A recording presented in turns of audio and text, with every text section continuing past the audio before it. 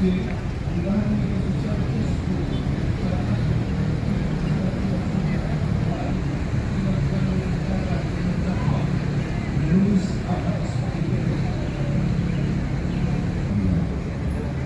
saja kami terdiam terperanjat karena sekali lagi kami melihat konstitusi yang dilakukan orang yang mengaku mahasiswa Fakultas Kehutanan UGM tahun 1980 dan lulus tahun 1985. Anda bisa lihat di salah satu bagian terpilih dari sebuah skripsi nama-nama dosen yang masih kosong tanda tangannya.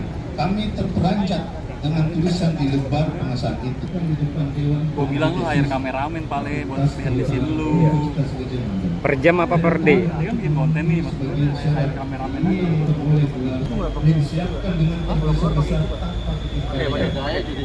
Ini bang tukang air tuh depan tadi. Itu tuh sebelah kiri. Orang dengan memanfaatkan kebesaran nama dan yang saya sesalkan adalah kenapa pada pertemuan ini bukan hanya menambah Di mana? Itu Gue nasi kuning air. Komisi Informasi Kependudukan Rame banget pasti. Mana lagi? Dewan Pers dan para lawyer dari TPUA. Tuh, udah beres tuh. Jokowi wajib menang, Jokowi wajib ditangkap.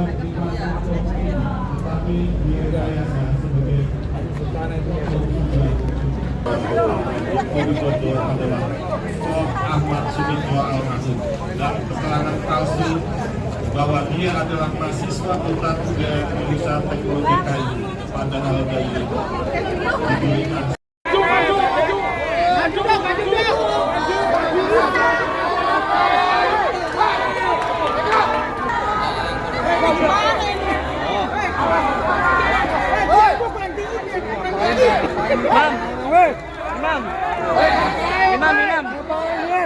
Imam, maju. Woi, Imam. Menang ya Bu, kita menang.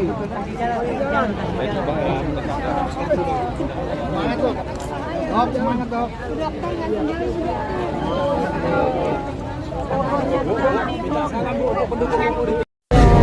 Ibu Karina, kita akan berbincang sedikit berkaitan dengan sidang perdana pada hari ini. Apa kabar dokter? Baik, alhamdulillah. Semangat semuanya, semangat. Oke, ini dokter pada hari ini telah selesai menyelenggarakan atau mengikuti sidang perdana.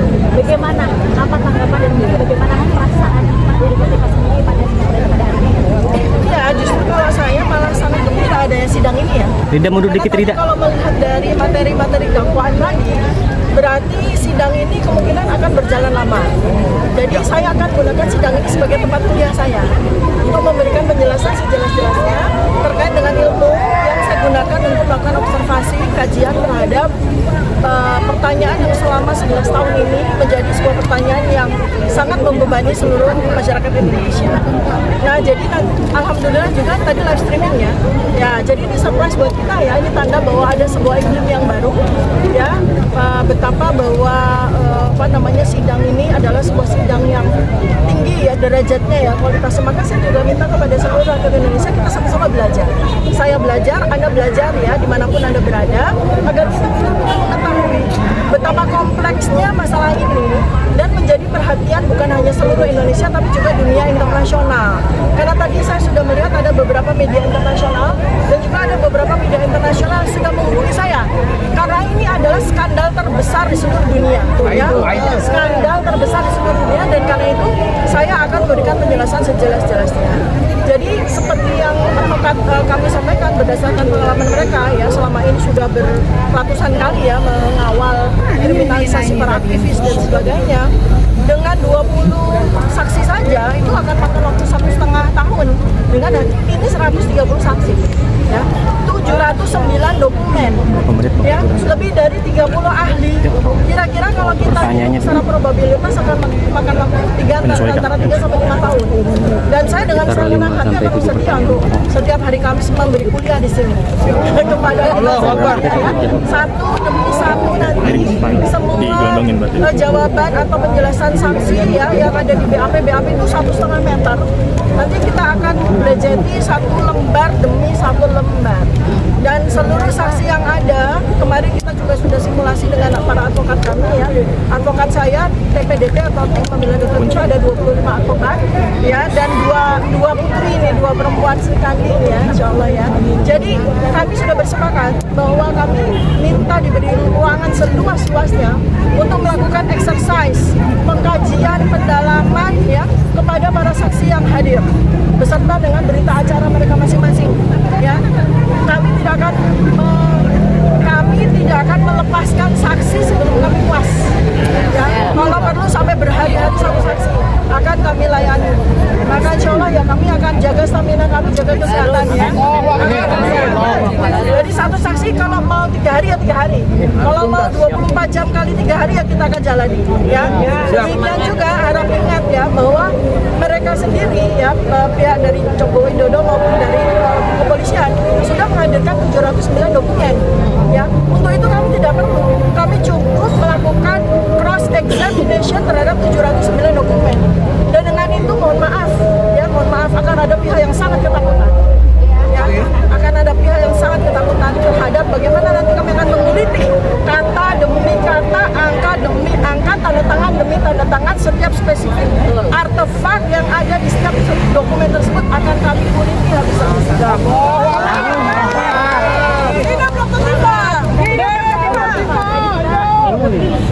Perdana dan kurang lebih 2 jam. Tadi kami juga menyaksikan dokter Ika serius sekali mencatat poin-poin dakwaan. Mungkin bisa secara general apa saja poin-poin yang dicatat oleh dokter Ika dalam dakwaan disampaikan oleh Ini dokter beneran kan? Yang menarik adalah besok ini kayak saya di sidang ya, besok saya sidang S3 nih, besok pagi persis. Ya, jadi gini, saya kan menyimak dengan seksama dari sekian puluh halaman surat dakwaan saya itu. Intinya sebetulnya dalam mereka itu intinya adalah soal foto yang ada di benda digital yang beredar di internet selama bertahun-tahun. Yang bukan yang bertahun-tahun, bahkan sejak tahun 2022 ya, itu kan beredar benda digital itu yang sebagian besar, sebagian orang mengatakan itulah ijazah Jokowi. Kan kita masih mempertanyakan, dan saya juga menggunakan kata-kata kita mempertanyakan. Nah, dari artefak benda digital yang so-called atau disebut oleh kebanyakan orang sebagai dokumen ijazah Jokowi, saya hanya menggunakan ilmu saya di dalam artefak semuanya, yaitu apa? Foto. Karena itulah domain saya, keahlian saya sebagai dokter dalam bidang anatomi morfologi. Nah, dengan penelitian yang saya lakukan 1 tahun ini sampai kemudian sudah saya presentasikan pada sidang citizen lawsuit di Solo ya bulan Februari 2026, saya katakan bahwa andai kata foto ini kita komparasikan dengan perhitungan probabilitas Bayesian mathematics, maka foto ini 92,37% berbeda dengan foto mantan presiden yang namanya Joko Widodo. Nah, ini adalah domain saya, jadi silakan saja nanti gunakan juga alat yang sama, metodologi yang sama, seperti itu. Jadi nggak ada hubungannya dengan fitnah, nggak ada hubungannya dengan pencemaran nama baik ya. Saya tidak melakukan pencemaran nama baik, saya meneliti foto. Kalau yang merasa punya foto ya silakan tunjukkan kumisnya. Kalau dia merasa itu foto dia, silakan tunjukkan kacamata minus berapa. Karena nanti kalau memang foto itu akan dipertanyakan dan dia mengakui bahwa foto itu miliknya, ya, foto dengan kacamata, dengan kumis ya, dengan gigi yang berbentuk demikian, dengan rahang yang berbentuk demikian, dengan garis yang apa namanya os occipital ya, jadi kerangka otak itu yang membuat kita itu punya garis belah tengah atau garis belah pinggir, itu bukan karena kita suka-suka, bukan, tapi karena struktur tulang otak kita. Maka kita akan lakukan pemeriksaan dengan neuroimaging untuk melihat tengkoraknya itu menghasilkan rambut itu garis belah tengah atau garis belah pinggir ya, satu. Maka kita akan hadirkan dokter ahli bidang saraf dan kita minta untuk yang bersangkutan melakukan neuroimaging untuk membuktikan bahwa oh saya dulu pernah belah tengah di tahun 1985 lalu tiba-tiba sampai tua saya belah pinggir. Kita buktikan pada tulang otaknya satu. Kemudian soal kacamata, ini bukan soal kacamata ini fashion dan sebagainya. Ini soal gangguan refraksi mata.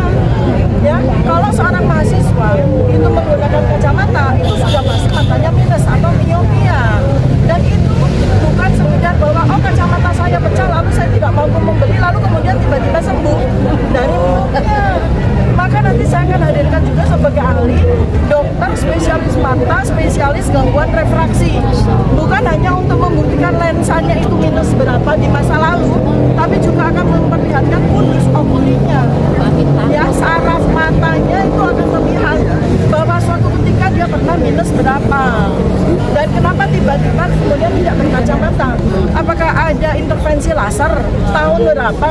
Maka kita nanti akan minta medical recordnya.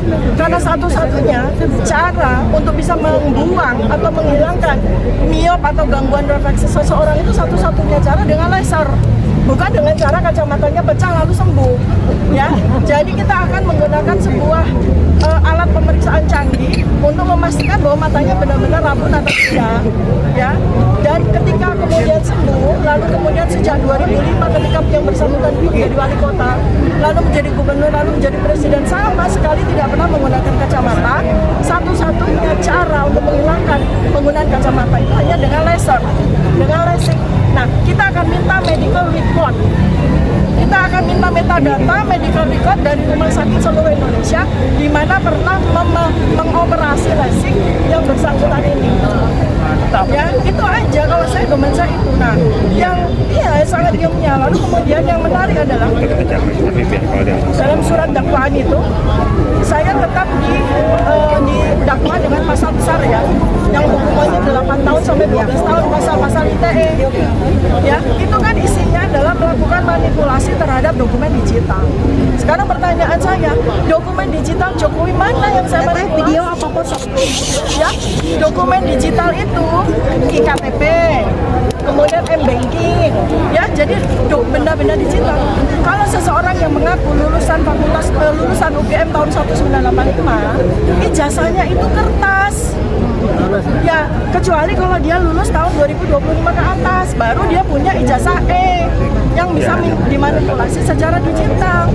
Jadi di mana kami punya benda digital atau dokumen digital ijazah milik Jokowi yang kami manipulasi.